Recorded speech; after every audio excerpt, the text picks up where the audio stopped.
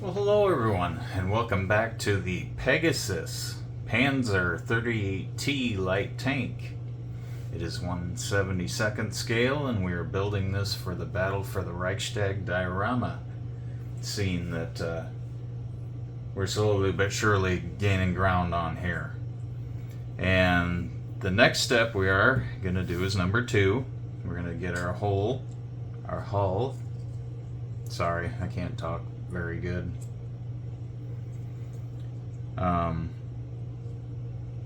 Yeah, we need to do a little bit of sanding on that.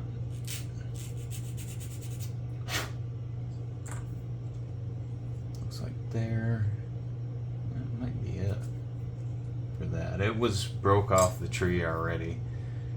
We finished our turret last time, and in this video we're going to work on the hull and put the tracks on, and then we need to put the sprocket and the rear roller face on there. So let's go ahead and get these snipped off the tree here.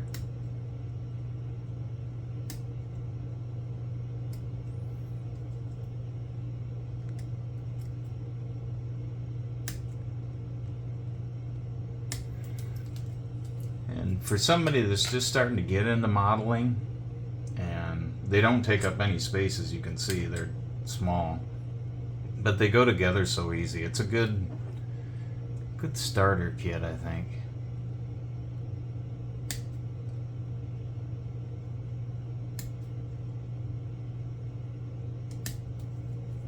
But these are the 38Ts are going to be damaged tanks on the battle scene. So don't know if they're necessarily historically accurate. I think the 38Ts were earlier on in the war, but I need some tanks that are gonna be just kind of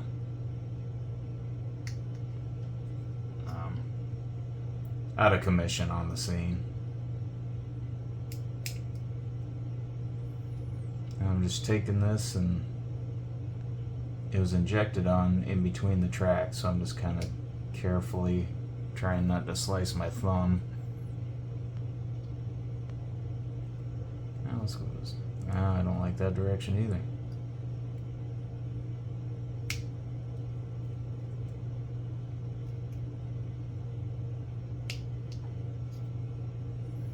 And we'll flip it one more time. There we go.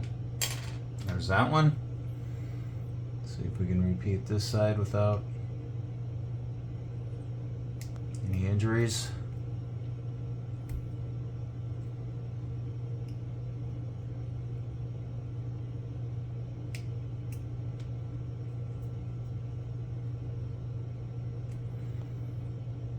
Go this way too on this one. That one's got a little bit extra. There we go.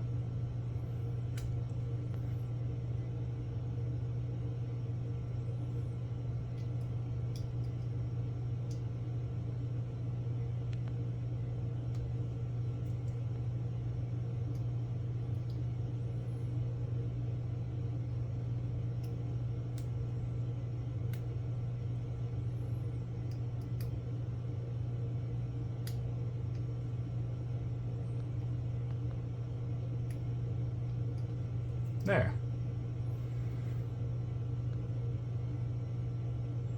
That cut off the tree pretty good there and there, so I think we'll call that good. We escaped injury for now. So we need these for, here's the 2 sprocket.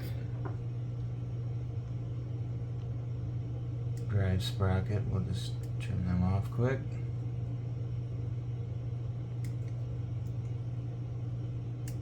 Like so. And our back roller.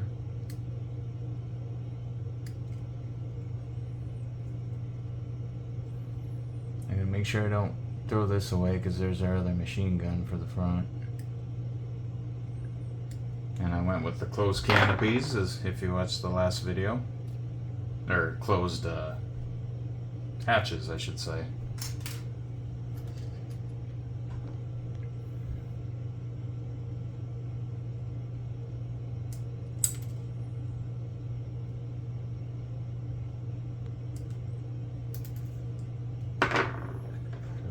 Garbage, we don't need that one. And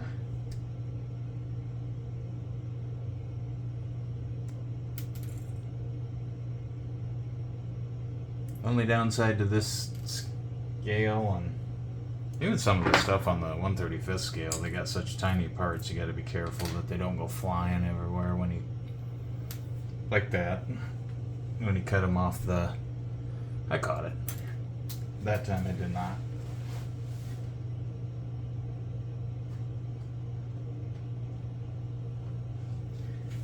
Alright, let's see if we can do better. But we need to sand where we snipped them off the tree. Oh wow, you are slippery.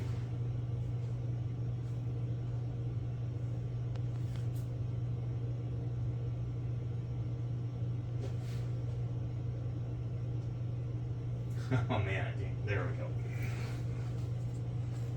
Okay, now hands are a little too slippery evidently. We'll just do it over the table because my luck's gonna run out here, I think, if I keep pressing it.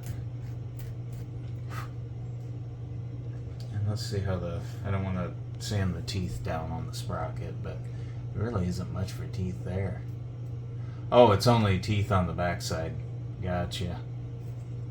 That makes sense. I'm glad they injected where the teeth would not be.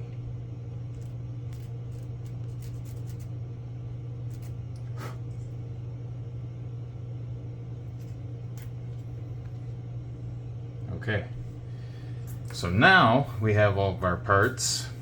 Cut off the sprues, and then we got everything sanded and trimmed the way we like it. I need to figure out which way this goes. I don't want to do it backwards. Looks like the bump up goes to the front of the tank, which would be this part.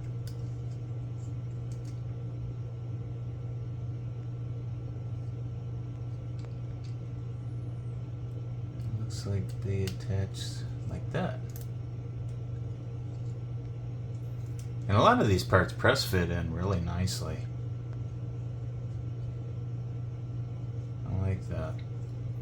But first, before we attach it to the hull, I think we should probably put this stuff on first. I think it'll be a little easier to glue this way. Let's find one of our sprocket wheels. And they got a moon-shaped key to them so that you get them in the right spot so that the gears show inside, which is nice. I'm just going to go ahead and get a little glue. Go right there on the little pin. And we'll just put it into place. Like that. Presses right in there, and actually press fits really nice. And then we'll take one of the rollers that go on the back and do the same thing.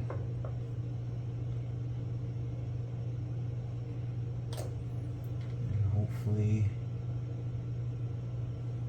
those have a round peg, so you can't mess that up. Like so. It's one side done, but I like to go around the perimeter with this thin set. That way you make sure that it's not gonna pop off later on. Like that. Some added insurance. I didn't trim that part. Very good. Let's redo that one. Either that or I missed it, which is a very likely possibility. And then we'll just do the same thing. Get the moon-shaped key part the right direction. Yes.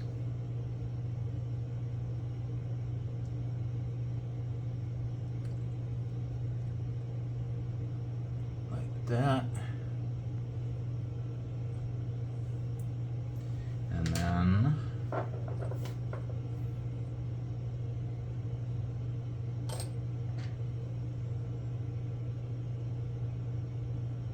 alright, good. Managed not to make them fall to the floor again. So there's that.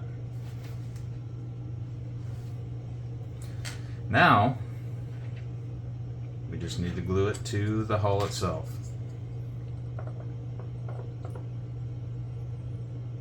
So I think I'll actually, I guess it don't matter. We'll put some glue in there, there, and then along these, right there, and then we'll just put that right on.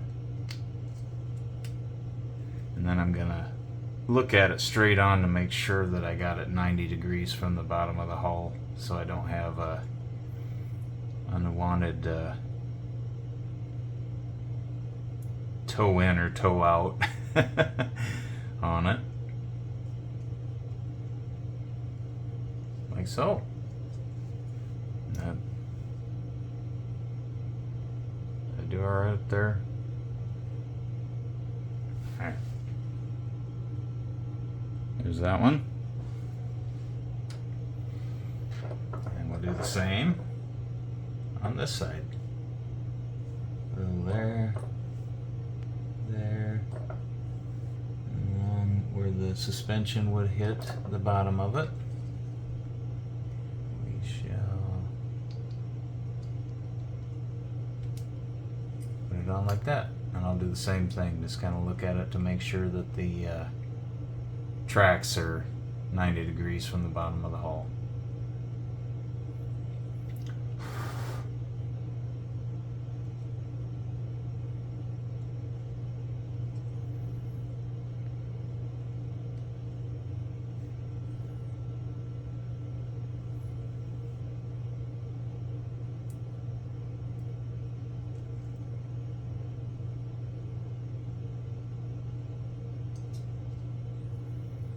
Set up a little bit better.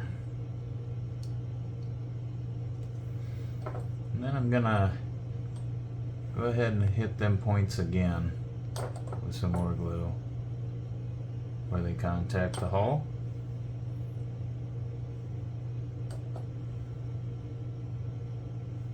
Ooh. That was excessive. I'm glad it dripped in the inside of the hole, though.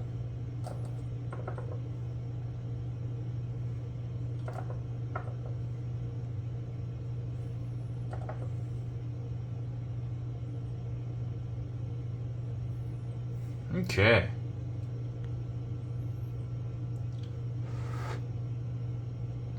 And there we have it. We have tracks on our little 1/72nd scale Panzer 38T, the battle for the Reichstag diorama. Check again how we're doing there. That looks pretty good. I think that'll work.